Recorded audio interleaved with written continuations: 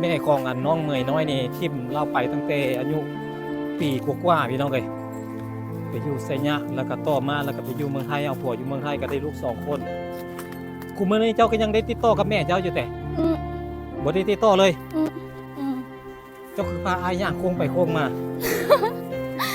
ตอนอันน้องนายพาอายมาคือบ่ได้แบบนี้ป่ะอยู่พันนาตาได้15 มื้อนี่มาเพิ่นมาฮอดสบายดี สบายดี คนยังบ่ฮู้จักชื่อเจ้าเลยแม่เฒ่าเจ้าชื่อหยัง ผู้ใด ชื่อนายนายหยัง ไปเชียง นายเสียงผู้นี้ได้ชื่อหยัง ไปเยี่ยม เฟยเจียมเนาะ แม่เฒ่าเฟยเจียม อันนี้เมยน้อย เมยน้อยเนาะ ลานมันอันผู้นี้อ่ะ หลานผู้นี้ อืม เป็นลูกของลูกสาว แม่สาว แม่ของเรานี่เป็นลูกสาวเจ้า ผู้สาวปุ๊บ แล้วเจ้าละเลี้ยงเราตั้งแต่ยังน้อยพุทธก็ซ้ำกับลูกแล้วเนาะนี่แม่เจ้าเราอันสิป้าสิทิมเจ้าก็ยากก็บ่ต้องไปเครียดไปสั่งให้เราดอกอย่างน้อยเรากับแม่เฮาบ่มีเรากับบ่มีเฮาแม่นบ่แม่เฒ่า แม่ แต่คนที่เจ้าบ่ต้องคนที่เจ้าบ่ควรป้าควรทิพย์บ่ควรเริ่มบุญเริ่มคุณคือผู้นี้เพราะว่าผู้นี้เราเป็นคนเลี้ยงเจ้าให้เจ้าใหญ่มาแต่ว่าแม่เจ้าน่ะเราอยากเราอาจจะมีเหตุผลของเราบ่ต้องไปเครียดไปสั่งเราเกณฑ์แม่นบ่ วาง เกณฑ์ก็ได้เนาะ เก็บก็ได้ เกณฑ์ไม้เกณฑ์แล้วก็มีแผงโซลาร์เซลล์นี่ค่อยสิมาติดตั้งนี่เลยนี่เอาไว้แบบเมื่อใดไฟฟ้าดับก็ไปได้นี่มันหุ้มนี่มายืนเบิ่งผมบ่ให้กินมันบ่คือได้เนาะค่อยกับผมบ่แม่นคนแนวนั้นได้แม่เฒ่าเอ้ยฮะ แม่เนี่ย ค่อยเป็นคนใจดีแม่เฒ่าเป็น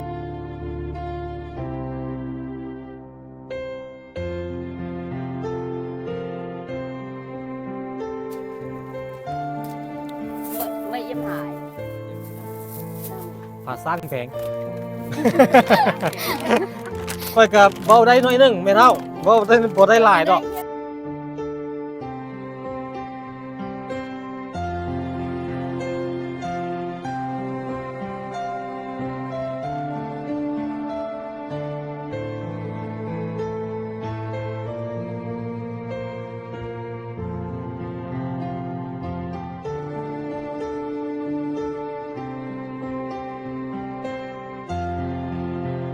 เอามีให้เราเอามีไว้แก๊สหนึง อีกไว้อีกเพี้ยน ช่วยไปก่อนเท่าที่ช่วยได้ อาจจะบ่ได้ช่วยตลอดแต่ก็โดนๆมาเทื่อนึงเอาเนาะก็ดีกว่าบ่ให้หยังเลยเนาะอืม ให้ น้องเมยเจ้าก็อยู่เฮือนหลังนี้แม่นบ่ตั้งแต่น้อยจนใหญ่อยู่เฮือนหลังนี้เฮือนหลัง เพื่อนพุ่งมา อันนี้พวกไม้แต่ บ่อนเก่าอยู่ลบพุทธ บนเก่าอยู่พี่ บ่อนเก่าหันมุงหญ้าบ่ ก็อันนี้เขาได้เหรอ มุงสังกะสี ยายมาอยู่นี่เหรออันนี้ดินไม่ อัน เข้า นี้แน่อันบนเก่าเพิ่นอยู่กอง อีต้นเขาเจ้าเบิ่งเอาบุญไม่เท่าซอยกันเอาบุญอย่างน้อยก็เฮาก็เป็นคนเผ่าเดียวกัน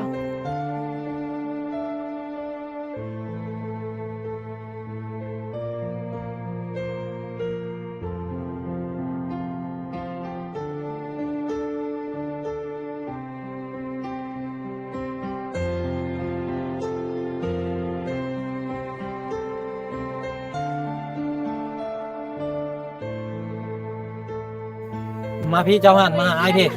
มานี่ มันยังลุยแม่ เป็นไรจักอายุจักปีละเจ้าน่ะนะ12 ปีไอ้เว้าภาษาลาวเจ้าก็เข้าใจอยู่บ่เจ้าไปใส่มา อยู่ไผ่มา ไปให้มาไปเฮ็ดหยังอยู่ให้ ไปตีเขาไปตีเข้าของพี่น้องบ่หรือว่าของ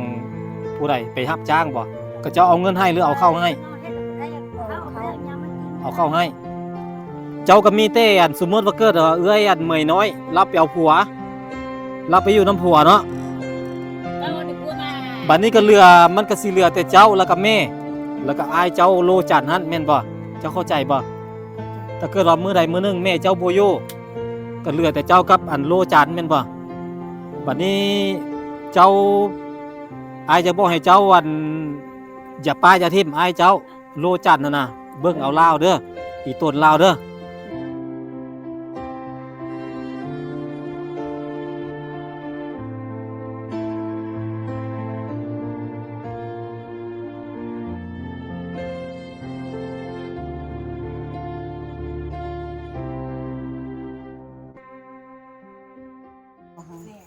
นี่ใช่นี่ให้โดดก่อน เอาเสือกมัดปะเนี่ย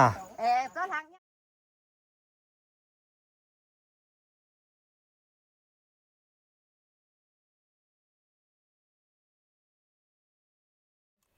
ไปน้องเมยน้อยเนาะอันนี้เครื่องเงี้ยวของซอยไอ้เด้อเจ้าน่ะเจ้าสิเอาอันใดเจ้าเอาได้เอาได้โอ้นักเด้นี่ได้โอ้บักหนังนัก มันก็เลยจะห้าแม่ โอ้นี่เฮาสองคนได้เจ้าคิดเบิ่งนี่เฮาสองคนนี่มื้อนี้นี่จะต้องซอยอ้ายได้สาวในไปนำบะโอเคดีมาก very good อันนี้เสื้อผ้านี่อ้ายบ่ฮู้ว่ามีเจ้าบ่ซั่นอ้ายก็เอาตัวเอาของผู้หญิงมาให้แหละมีแต่ตัวเท่ๆเนาะบ่ตัวเนาะไอ้แกะกล้องมื้อนี้น่ะเอ้ามึงดูแบก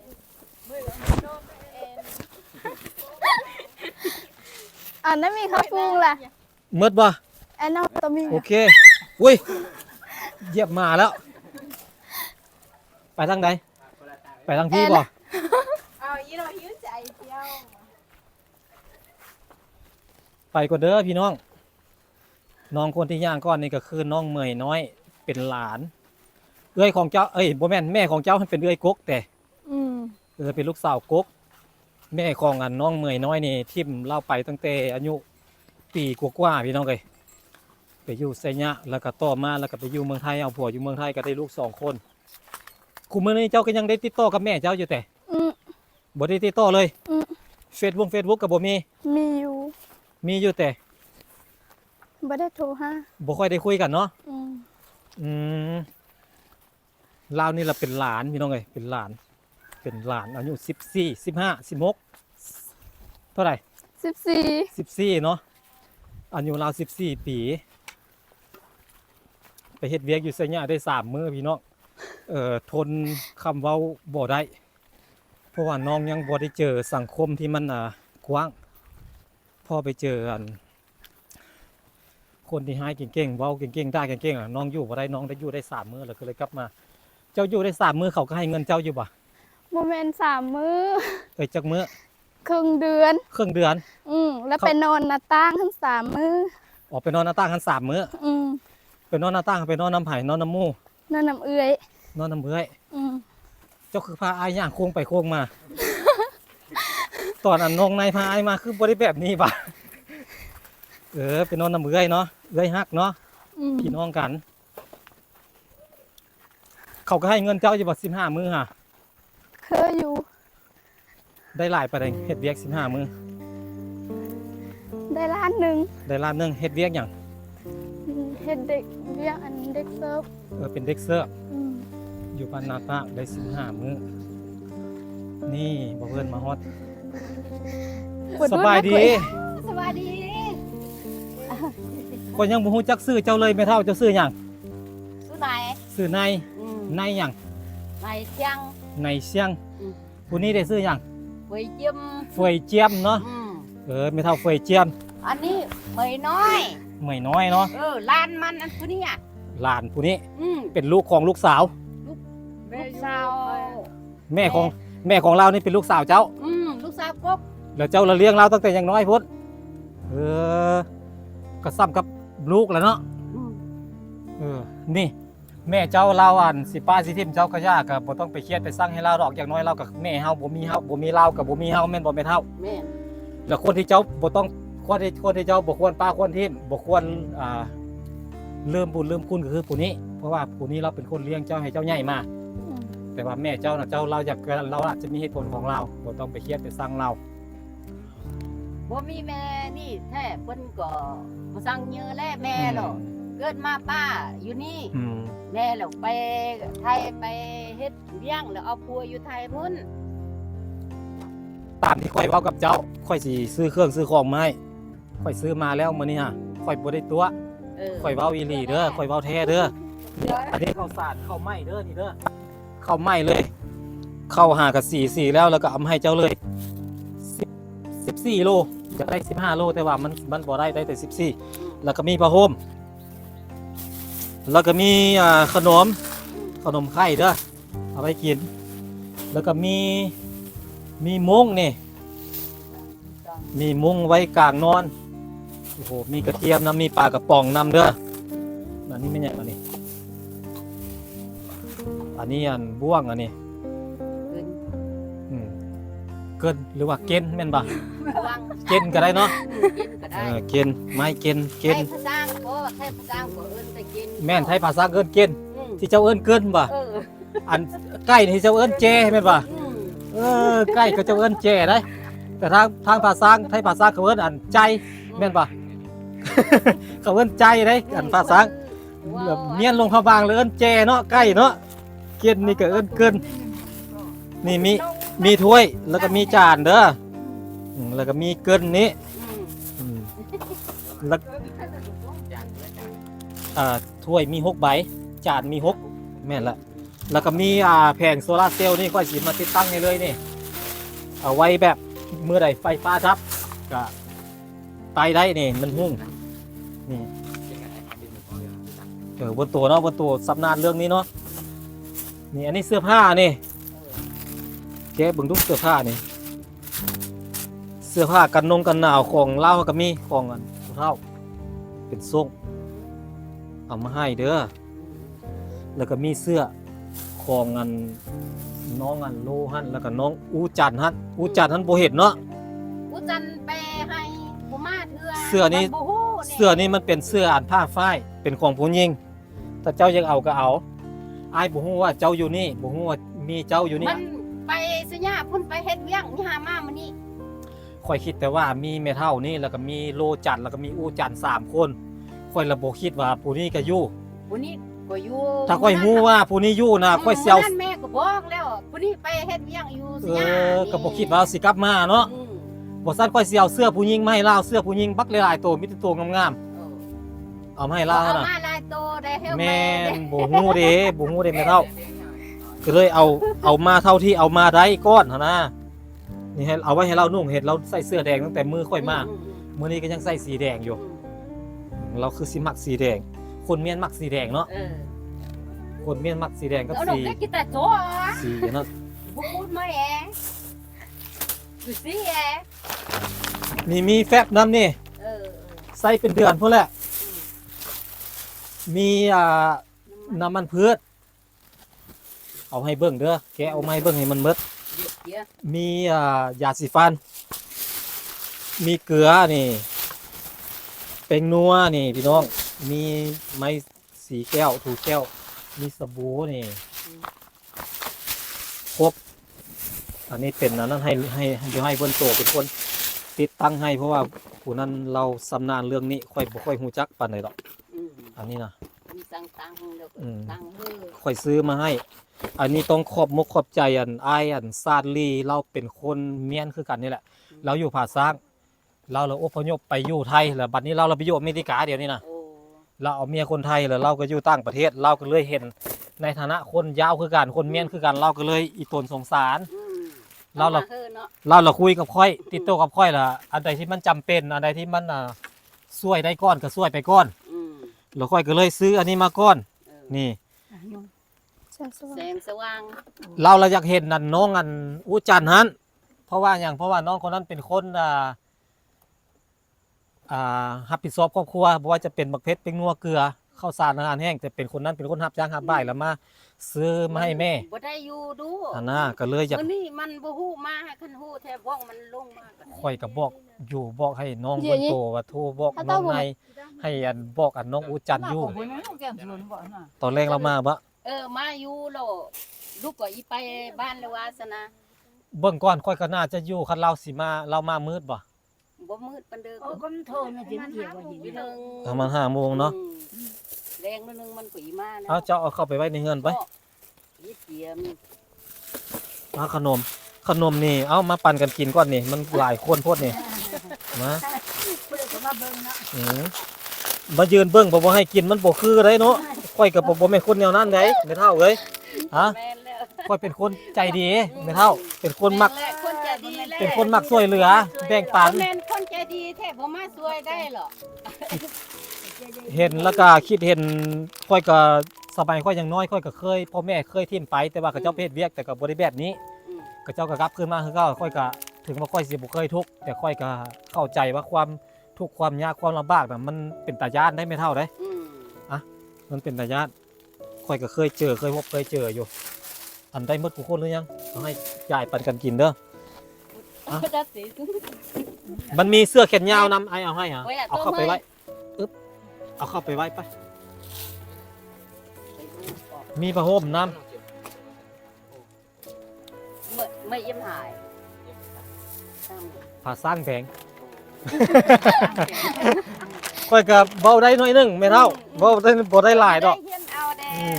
ค่อยๆเฮียนไปนี่แหละปลากระป๋องมี2แพ็คเด้อ3ในครัว ทีแรกว่าสิเอาอันมงกุฎนี่มันสิราคาถูกกว่า แล้วมันเปิดง่ายกว่าแล้วมันบ่มีค่อยก็เลยเอา3ในครัวนี่แหละก็เจ้าเปิดได้อยู่ดอก มันใส่บ่วงอะนะใส่บ่วงงัด เขาก็เคยเปิดกินหรอก เอาถ้วยบ่วงอันนี้บ่เห็นมีถ้วยบ่วงใส่กระโปรงมะพร้าว ไม่ย่ำผมล้าง ลึกอะอันนี้เอาเข้าไปไว้ให้แม่เฒ่าเจ้าเอาไว้ ไม่เย็นเย็นมาก็ยิ้มเนี่ย ช่วยเนาะเดี๋ยวเจดี เย็นมาโอ้ยิ้มด้วยเนี่ยออก บางเทื่อค่อยอาจจะได้มาอีก บางเทื่ออาจจะได้มาอีกอาจสิได้มาอีก เต่าบ่ อันนี้มันต้อง แข่งหลงไปหลงเต่า ประกอบแต่บนตัว สายสว่าง เดี๋ยวให้เพิ่นตัว เอาจับไว้แม่เฒ่าขออนุญาตใส่แม่เฒ่าเด้อ บ่เป็นหยัง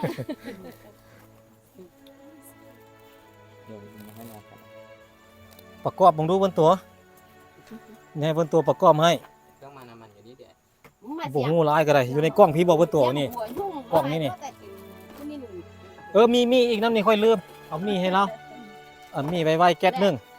มีไว้อยู่แก่น ช่วยไปก่อนเท่าที่ช่วยได้ อาจจะบ่ได้ช่วยตลอดแต่ก็โดนๆมาเทื่อนึงเอาเนาะก็ดีกว่าบ่ให้หยังเลยเนาะอืม บ่มีแต่อยู่ลุงนี่ที่ต้นมันยังมาช่วยหั่นแหละ นั่นแหละอีโตนเห็ดแล้วก็อีโตน พี่ก่อนบอกเพิ่นก็มาทายอันหุ้มบักนี่เราบ่เห็นผู้ใด น้องอัน มาช่วยได้ น้องเมยเจ้าก็อยู่เฮือนหลังนี้แม่นบ่ตั้งแต่น้อยจนใหญ่ อืม อยู่เฮือนหลังนี้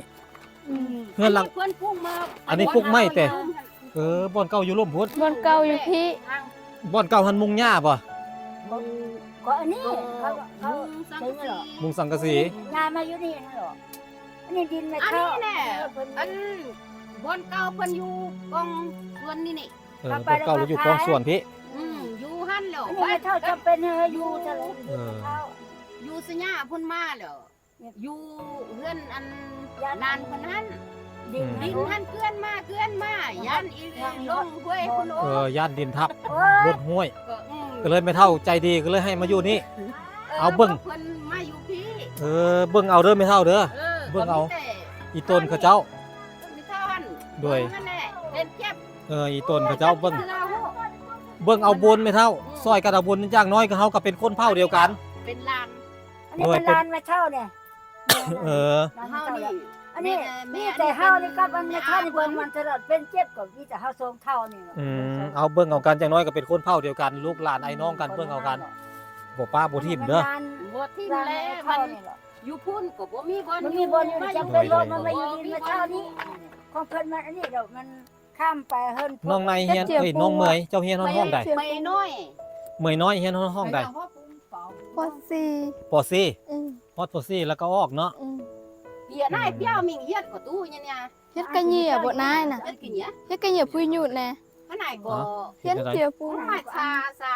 มาชานี่มาชานี่คือบอก บนตัวไอ้ว่าเอาไว้ฝั่งนั้นมันสิถึกแดดมืดมือกว่าบ่ เดี๋ยวลองแทบมึงสร้าง ไว้ฝั่งนี้แหละตอนแรกมันบ่ถึกแดดได้ น่าทุกมา เอาไว้ฝั่งนั้นเอาไว้ข้างกันหลังกระสีฝั่งนั้นเอามันถึกแดดมืดมือเด้จับไว้น้องเมย mới kiếm giờ có đồ cái này quá xài โอ้ย เดี๋ยวนี้ ตู้หยายังมา ใครเนี่ยแต่คนนี้ล่ะวะมาน่ะ ได้เรื่องได้ราวเด้บนตัวแซเติ้ล xe tên nè บนตัวแซเติ้ล anh ấy có xe tên quá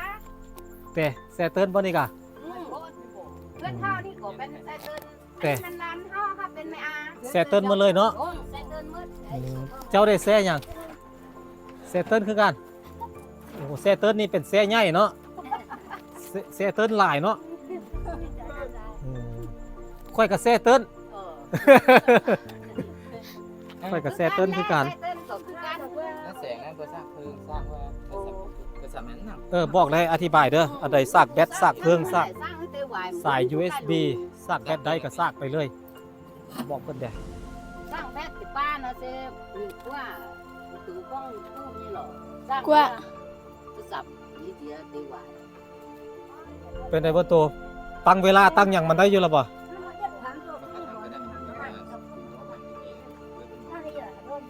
เอา ที่ให้เปิ้ลเนี่ยหรอยุ่ง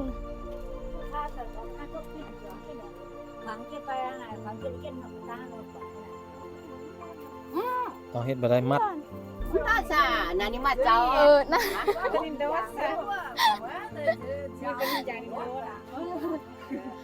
อีกก็เหล่ากันเหยียดน้องกันนะ เมื่อนี้ปินชุนปีอ้วมดอซา ดอส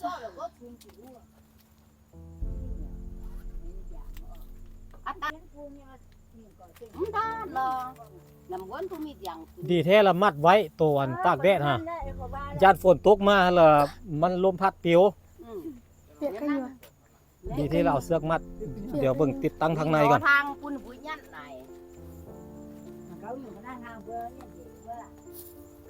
เจียนเหยียดอยู่กันนะไปดอนจะได้ก็จะเอาทั่วให้ก่อน ตัว ดอน กำลังจัดแจงเด้อพี่น้องกำลังเฮ็ดแจงโซลาร์เซลล์ให้กับ เอา เจ้า อ้วนก็เฮ็ดกระสั่ง เอาซาดมาพี่บ่ดีกว่าบ่เบิ่นตัว สิกิ้งพอฟ มัดแนวนั้นบ่นี่เด้น้องคนนี้เลยที่เราเป็นพิการก็ได้สิตกเลยได้นี่ โดนได้ตอนน่ะ ยับขึ้นได้เอาดึงขึ้นได้ อุ้สันด้วย โอ้ยเกาะ จันบ่ เกาะไปอีตุ่นนะพี่น้องเนาะ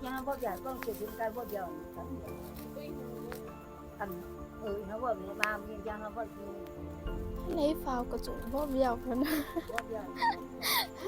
ได้แล้วมันบ่ตัวแบบนี้ซากแล้วได้ไหมเนี่ย อี เนาะ ให้ปูงเนี่ยหรอนั่นน่ะนั่นไง เอ หนู อ มีมดนี่ หากา นี่ หาก็ได้2ขีด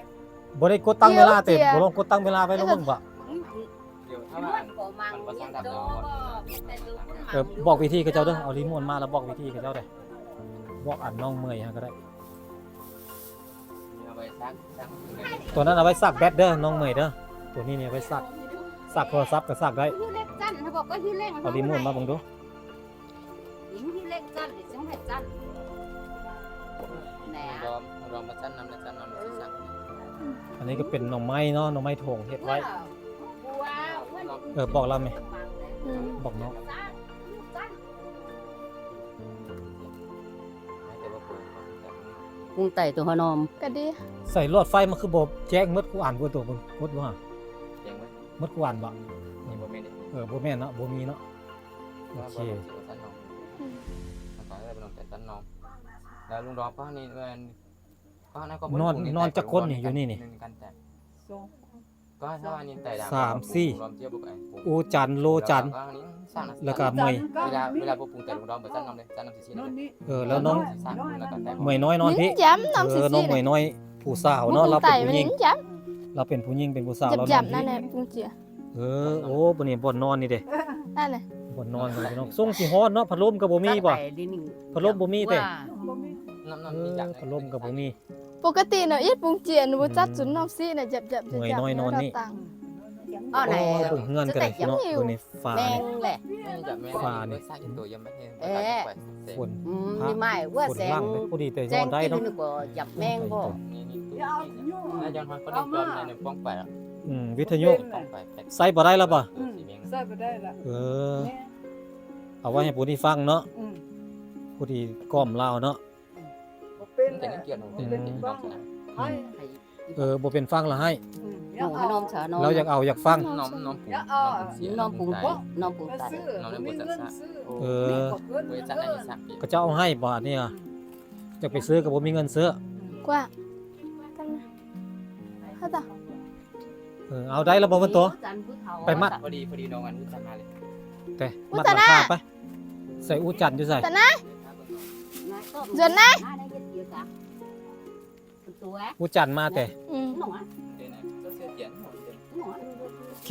ก็บไว้อูจันทร์นี่เป็นลูกชายล่าแต่ ลูกชายล่าแหละ ทั้งหมดแล้วลูกเรามีจักคน4 คน 4 คนมัน ผู้หญิง2ผู้ชาย2 น้องหมายเนาะว้าวมันจะมาไอ้เช้าสัน นี่ว่าอูจันทร์เนาะผู้นี้เนาะซื้ออูจันทร์เนาะ คนนี้แหละ ผู้นี้ซื้ออูจันทร์มาพี่เจ้าหันมาหาไอ้พี่มานี่ มันยังลุย ไปได้จักอายุจักปีละเจ้าน่ะฮะ12 ปีไอ้เว้าภาษาลาวเจ้าก็เข้าใจอยู่บ่เจ้าไปใส่มา อยู่ให้มา ไปให้มาไปเฮ็ดหยังอยู่ให้ ไปตีเขา ไปตีเข้าของพี่น้องบ่หรือว่าของผู้ใดไปรับจ้างบ่ รับจ้างใช่หรอรับจ้างนะว่า ไปรับจ้างบ่ ไปนำพี่น้องรับจ้าง ไปนํพี่น้องแต่ว่าพี่น้องหาไปต่างช่วยเหลือ ก็เจ้าเอาเงินให้หรือเอาเข้าให้ เอาเข้าให้เจ้าเป็นน้องไซล่าแม่นบ่ตามซักแล้วนี่น้องคนนี้นี่เป็นหลานเราได้ แต่ว่าผู้นี้นี่อายุหลายกว่าน้องเมยน้อยนี่อายุหลายกว่าเนาะผู้นี้14 ปีผู้นี้จักปีผู้นี้เจ้านี่12เข้า13เนาะตามซักแล้วผู้นี้ตรงเอิ้นลาวนี่เอิ้นนาเบ้าเนาะเขาเอิ้นนาเบ้านาเบ้าภาษาเมียนเว้าได้ภาษาเมียนนาเบ้านี่เนาเนาะเนาแปลว่านาเบ้าเนาะนี่อ้ายจากลมนำเจ้านี่เจ้าก็มีเต้อันสมมติว่าเกิดเอื้อยอันเมยน้อยรับไปเอาผัวรับไปอยู่น้ำผัวเนาะ เจ้าเนี่ยบัวมา บัดนี้ก็เรือมันก็สิเหลือแต่เจ้าแล้วก็แม่แล้วก็อายเจ้าโลจันทร์หั่นแม่นบ่เจ้าเข้าใจบ่ เข้าใจ ถ้าเกิดว่ามื้อใดมื้อหนึงแม่เจ้าบ่อยู่ก็เหลือแต่เจ้ากับอันโลจันทร์แม่นบ่บัดนี้เจ้าอายจะบ่ให้เจ้าอันอย่าป้าอย่าทิ่มอายเจ้าโลจันทร์นั่นน่ะเบิ่งเอาลาวเด้ออีต้นลาวเด้อ มาเด้อ อีต้นลาวเป็นห่วงลาวเราซอยตัวเองบ่ได้กินข้าวก็กินเองก็บ่ได้ก็เราก็อาศัยเจ้า โอ้มันคือเฮานี่นั่งกินยังบ่สั่งกินมีแต่นอน คนเฮาน่ะน้องสิอายสิบอกเกิดมาเป็นคนแล้ว ถึงว่าสิแม่นหยังสิเกิดก็ย่าบ่ให้ป้าให้ทิ่มไอ้น้องกันเลือดเนื้อเสื้อไข่อันเดียวกัน พ่อเดียวกันแม่เดียวกันเด้อฮักแพงกันเด้อฮักแพงกันไว้ไอ้อยากร่วมน้ำเจ้าไอ้อยากคุยน้ำเจ้านี่เจ้าก็ออกโรงเรียนแล้วแม่นบ่เจ้าเรียนห้องใด ออกมสอง ปอปสอง ออกปฮะ ออกปสอง ออกปสองก็อ่านออกเขียนเป็นอยู่บ่ภาษาลาวพออ่านได้อยู่บ่ เออ บ่ได้เลยเนาะน้องเรียนฮอดแต่ปสองสาเหตุที่ต้องออกนี่ก็เพราะว่าบ่มีเงินแม่นบ่ครอบครัวทุกข์ยากคันยังเรียนอยู่นี่ห้องใดนี่คันยังเรียนอยู่นี่ ทางปน1ขึ้น บ่ยังจบ5บ่จบเทื่อรู้ อ๋อคันยังเรียนอยู่ประมาณป .4 ป .5 เนาะแต่ว่าด้วยความที่แบบว่า มันบ่มีพ่อแม่ ด้วยความที่ว่าครอบครัวทุกข์ยากพ่อก็บ่อยู่แม่ก็ต้องเบิ่งอ้ายแล้วก็เข้าน้ำซ้ำปลาก็ถ้าเกิดว่าผู้นี้บ่ไปรับจ้างรับบ้ายก็บ่มีมาให้กินนะพี่น้องเนาะเราก็จำเป็นต้องได้ออกโรงเรียน เพื่อหยังเพื่อที่จะไปหาเงิน มาซื้อข้าวมาซื้อเกลือมักเพชรเป็นนัวทุกสิ่งทุกอย่างค่าฟืนค่าไฟค่าใช้จ่ายในครอบครัวกับแม่นลาวนี้เนาะกับแม่นลาวนี้เพราะว่าเจ้าคิดเบิ่งอายุ ไอ้ลูกคนมันอยู่ อายุ12 ปีรับผิดชอบครอบครัวคิดเบิ่งพี่น้องจักซ้ำใดเนาะ Sau là không phản rồi. เป็นเสาหลักของบ้านเป็นเสาหลักของเฮือน เพราะว่าเราเป็นผู้ชายน้องชายละบ่เฮ็ดก็จำเป็นต้องเฮ็ด ยังเกี้ยแม่ ถ้าเป็นไปได้ถ้าเฮียนโตได้ถ้ามีเงินเข้าโรงเรียนเจ้าอยากเฮียนอยู่บ่หรือว่าพอแล้วบ่เฮียนแล้ว อยากเฮียนแม่นบ่อยากเฮียนให้มันฮอดป .5 เนาะให้มันนั่นอ่านออกเขียนเป็นเนาะอย่างน้อยเวลาเจ้าไปไสยะไปเมืองนานเขาตัวเจ้าขึ้นรถเจ้าก็สิอ่านออกว่ารถนี้มันบ่แม่นไปไสยะเด้นี่รถนี้ไปเวียงจันทน์นะเนาะอ่านออกเฮาอ่านออกเขียนเป็นเขาก็สิตัวเฮาบ่ได้แม่นบ่เอาแบบนั้น ถ้าเป็นไปได้น้องก็อยากเข้าโรงเรียนอยากเรียนให้มันจบป .5 เพราะว่าอ่านออกเขียนเป็นเนาะ แค่ว่ามันยังเข้าอยู่มันพอหันตายแล้วบ่มีคน ถือว่าเรากตัญญูอยู่ถือว่าเรามีคนส่งอยู่มันแล้วก็บ่มีเงินแดง อายว่าคอยว่าเขาสิซื้อตัดเล็กตัดเล็บให้เจ้านี่เด้คอยเกือบลืมเอาให้เอาไว้ตัดเล็บให้ลูกเด้อนี่เห็นเล็บยาวแล้วก็มีเงินอยู่บ่หลวงบ่หลายเนาะ สิเอาให้เด้อเอาให้น้ำจิตน้ำใจเอาให้ไปไอ้สิให้200,000เด้อให้200,000ไอ้สิให้เจ้าวันให้กำลังใจเจ้าตามที่ไอ้เว้านี่เจ้าเข้าใจอยู่ป่ะเข้าใจเนาะเกิดว่ามื้อใดมื้อหนึงเอ้ยผู้นี้เราไปเอาผัวไปอยู่น้ำผัวเพราะว่าคนเผ่าเมียนสิส่วนหลายสิเอาเขาสิเอาไผเนาะน้อยนักที่สิเอาเคยเข้าเฮือนบ่ค่อยมีแล้วแม่มื้อใดมื้อหนึงแม่เจ้าจากไปเว้าบ่อนหมดซะเนาะแม่เฒ่าสาธุอย่าให้บ้า บ่เป็นหยัง ด้วย เว้า เกิดว่าเราบ่อยู่แล้วเหลือแต่เจ้ากับอ้ายเจ้าหั่นน่ะอ้ายแล้วอยากเว้ากับเจ้าอยากร่วมนํเจ้านี่อย่าป้าอย่าทิ่มลาวเด้อหักแพงลาวเด้อถึงว่าเจ้าเสี่ยวเมียมาอยู่ก็ตามเจ้าต้องเลี้ยงลาวเด้อเบิ่งเอาลาวเราเป็นอ้ายเจ้าเด้อเราช่วยเหลือตัวเองบ่ได้บ่ถ้าเกิดว่ามื้อใดมื้อหนึงเจ้าเอาเมียปึ๊บเจ้าทิ่มป้าลาวเจ้าบ่เอาข้าวเอาน้ำให้เรากินเราก็นอนท่ามื้อตายเพราะว่าเราบ่มีคนเบิ่งเด้อันเราเป็นอ้ายเจ้าเราเกิดมาเราก็บ่อยากเกิดมาแบบนั้นดอกถ้าเลือกได้น่ะ ตะกี้อัน แต่ว่าโชคชะตามันเฮ็ดให้เราเป็นแบบนั้น เด้อ เจ้าอย่าป้าอย่าทิ่มเราเด้อฮักแพงกันเด้อไอ้น้องกันเด้อเอาอ้ายเอาให้เจ้าเด้อดูเลยเอาขอบใจแบบนี้ขอบใจเนาะสู้ๆเด้อเป็นกำลังใจให้อย่าท้อเด้อ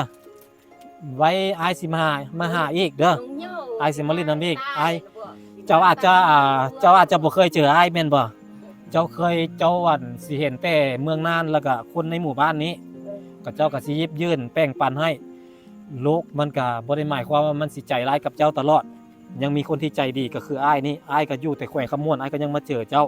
อ้ายก็ยังได้ซื้อข้าวมาให้เจ้าซื้อเครื่องซื้อของให้เจ้าแล้วก็เอาเงินให้เจ้านำเด้อมันยังมีสิ่งที่มันดีๆเข้ามาอยู่เด้อ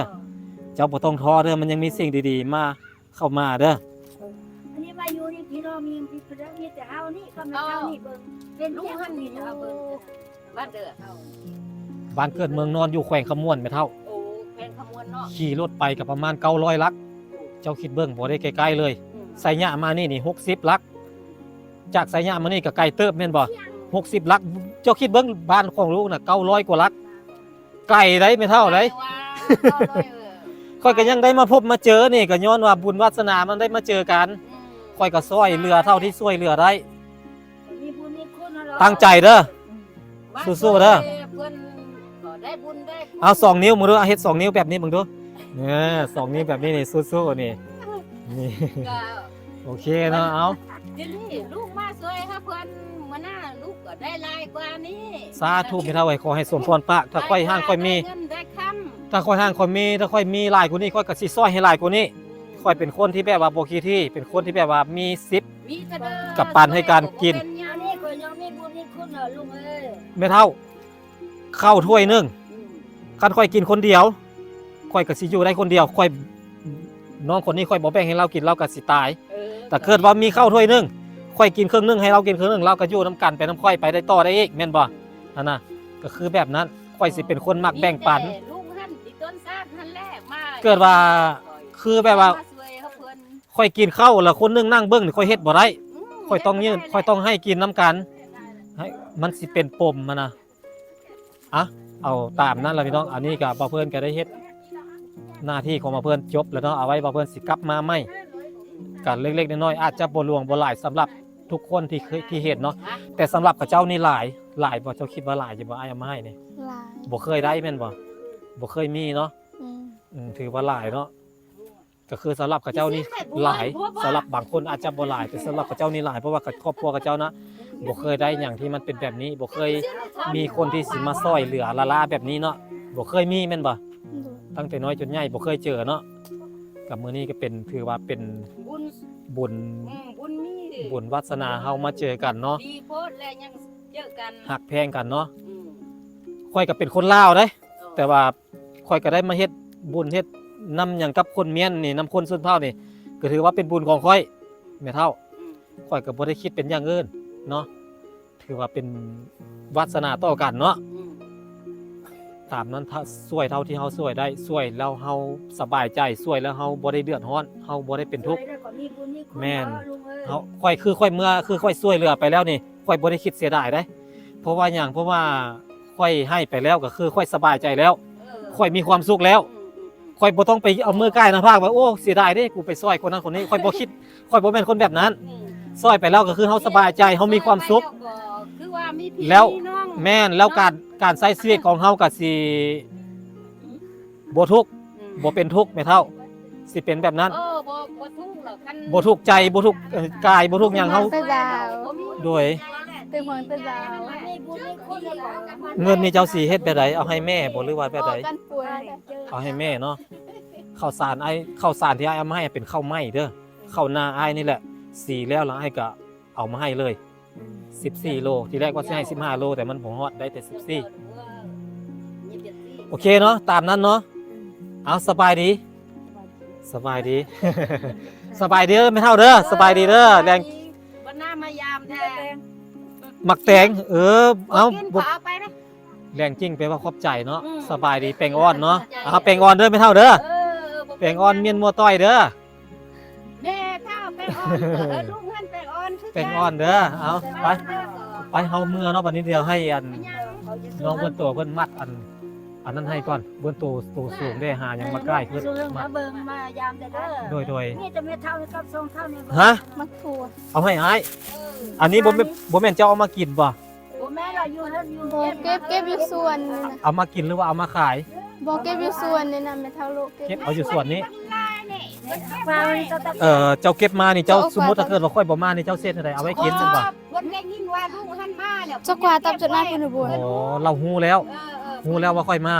เพิ่นบอกว่าลุงหันมาแล้วเพิ่นยังเก็บมาให้ เอาขอบใจหลายๆเด้อขอให้เจ้าอยู่ดีมีแฮง เอามันแตงนี่ไปนั่นแหละ บ่เป็นหยังไม่เท่าค่อยก็ดีใจแล้วซ้ำนี้ค่อยก็มีความสุขแล้วค่อยช่วยเหลือแบบนี้ค่อยบ่ได้อยากได้หยัง แต่ ลูกไปสู่ว่าวเนี่ยนะ เพียงแต่ว่าสิเจ้าอันมีจิตใจอยากแบ่งอยากปันอยากให้ค่อยนี่ค่อยสาธุค่อยดีใจแม่เท่า เอามันแตง ค่อยมีความสุขแล้ว ไปลองเบิ่งแซ่บบ่แซ่บบ่ เอาซะเอารักษาน้ำใจเด้อ บ่เป็นหยัง โดยเอาบ่ค่อยก็สิบ่ปฏิเสธถ้าเจ้าให้ค่อยก็สิเอาแต่ว่าโดยเอาขอบใจหลายๆขอบใจหลายๆได้หมักแตงนิดนึงแล้วก็ได้หมักทั่วถุงนึงพี่น้องหมักทั่วนี่หมักทั่วพื้นบ้านได้นี่หมักทั่วพัน พูดเนี่ยไม่จุดโด ทั่วน ผู้ยาวเนาะ ไม่โดน หมักทั่วเมียน นี่ทั้ง เอาไว้ นายเนี่ย เอาไปตำกินตำใส่มะกอกเนาะแซ่บขนาดเลยนี่ นั่งหนาว ข่อยมักได้ ข่อยมักปิ้งปลาเนาะกินกับปิ้งปลา ได้ละโอเคกลับก่อนเด้อโดย ไปไม่ไปเดี๋ยวต้อง ว่าป้องยำโทรศัพท์หาเต้าน้ำเปว่าตอนฉันก็แต่ว่ามีว่าเยี่ยมอย่าลูกไม่ได้อาจารย์ว่าแต่อย่าลูกก็หน้าบัวเต้าเราถูกแต่ย่ำมา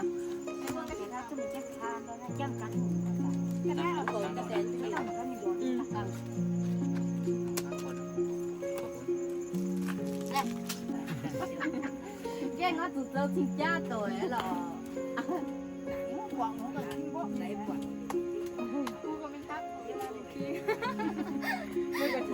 หมายก็หมูอ่ะไม่แล้วเนี่ยครับ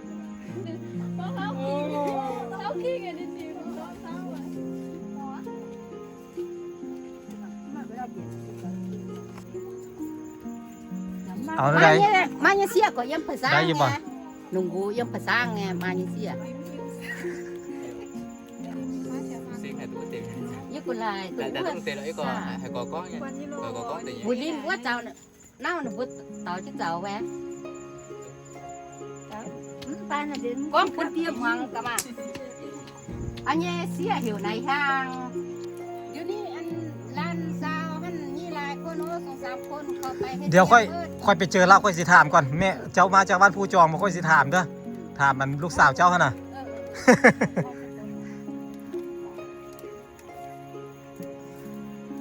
งั้นจ่ายชาอยู่ตัว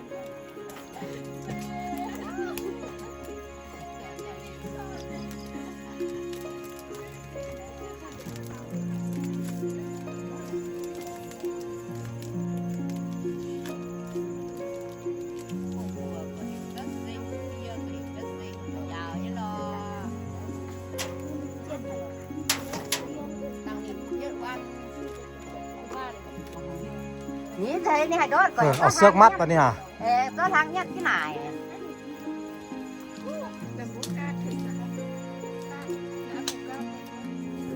ní cho nhất cái này để tại tu như lò ป้าเก่งไอ้พูด ต่างดอกมั้ง ทางเกียนนั่นเขา ลองที่เจ็ดต่างดอกมั้ง แต่นี่ป้าเจ้าไม่น้อยอ่ะป้าที่ นี่แจ้งแล้วเด้อบัดนี้เป็นออโต้ตัวนี้เนาะออโต้เนาะนี่ออโต้เวลามืดปุ๊บมันสิสว่างเองมันเลยเนาะพี่น้องเนาะออโต้เนาะนี่ไฟโคมไฟพลังงานแสงอาทิตย์ LED USB 60 โวลต์เนาะพี่น้องเนาะ60 โวลต์60 วัตต์นี่เลย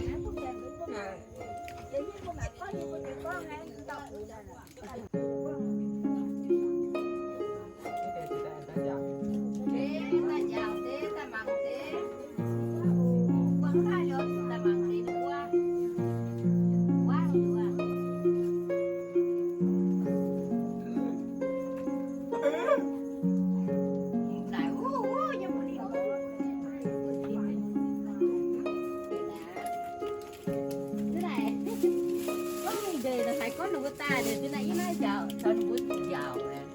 chẳng hay bây giờ sẽ cần dùng mấy lúc đây là cần dùng lúc yên vai qua mẹ tại mai chẳng to đâu qua về thì có dùng đã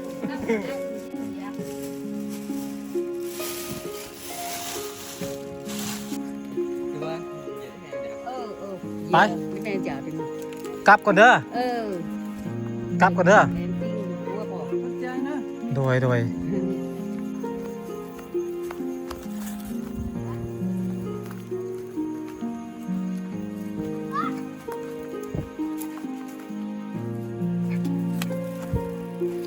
เอาน้องในเด้บนตัว